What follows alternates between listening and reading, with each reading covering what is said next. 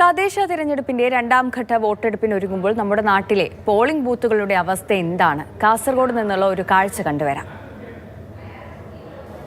നാളെ വടക്കൻ കേരളത്തിൽ തദ്ദേശ തെരഞ്ഞെടുപ്പ് നടക്കാനിരിക്കുകയാണ്. വോട്ടർമാർ മുഴുവൻ പോളിംഗ് ബൂത്തുകളിലേക്ക് എത്തും. എന്നാൽ ഭൗതിക സാഹചര്യങ്ങളില്ലാത്ത ഒട്ടനേകം ബൂത്തുകൾ നമ്മുടെ നാട്ടിലുണ്ട്. വോട്ടർമാർക്ക് യാതൊരു തരത്തിലുള്ള സൗകര്യങ്ങളും അവിടെ നിന്ന് ലഭിക്കുന്നില്ല എന്നുള്ളതാണ് യാഥാർത്ഥ്യം. അത്തരത്തിലുള്ള ഒരു ബൂത്തിന് മുൻപിലാണ് നമ്മളുള്ളത്. എന്ത് വികസനമാണ് ഇവിടെ വരുന്നത്? നമ്മൾ ഈ കടന്നു പോകുന്നത് മൺ റോഡിലൂടെയാണ്.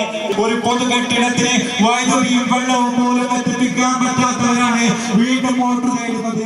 വെള്ളമില്ല, വെളിച്ചമില്ല, വോട്ടർമാർക്കായി യാതൊരു സൗകര്യങ്ങളും ഒരുക്കിയിട്ടുമില്ല. കാറടുക്ക പഞ്ചായത്തിലെ മുണ്ടോൾ വാർഡിലെ വോട്ടർമാർ വോട്ട് ചെയ്യാനെത്തേണ്ടത് ഈ അടച്ചുപൂട്ടിയ ഏകാധ്യാപക വിദ്യാലയത്തിലേക്കാണ്. മുൻകാലങ്ങളിൽ വിദ്യാർത്ഥികൾ ഇവിടെ പഠിച്ചിരുന്നതും ഇരുട്ടിലിരുന്നാണ്. നാട്ടുകാരിൽ പലരും ബൂത്തിലെ പ്രശ്നം പരിഹരിക്കാൻ ശ്രമിച്ചെങ്കിലും പ്രാദേശിക ഭരണകൂടം അതിനെതിരെ നിന്നു. കഴിഞ്ഞ 10 വർഷക്കാലം ഈ പ്രദേശത്ത് ഈ സ്കൂൾ പ്രവർത്തിച്ചു വരുന്നുണ്ട്. 2010 തൊട്ടാണ് സ്വന്തമായ ഒരു കെട്ടിടത്തിലേക്ക് മാറുന്നുള്ളത്.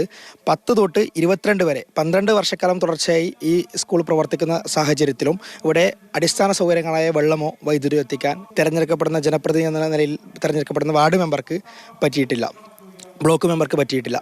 നിരവധി തിരഞ്ഞെടുപ്പുകൾ ഈ ബൂത്തിൽ നടന്നിട്ടും അധികാരികൾക്ക് ഈ പ്രശ്നങ്ങളൊന്നും ഗുരുതരമായി തോന്നിയിട്ടേയില്ല.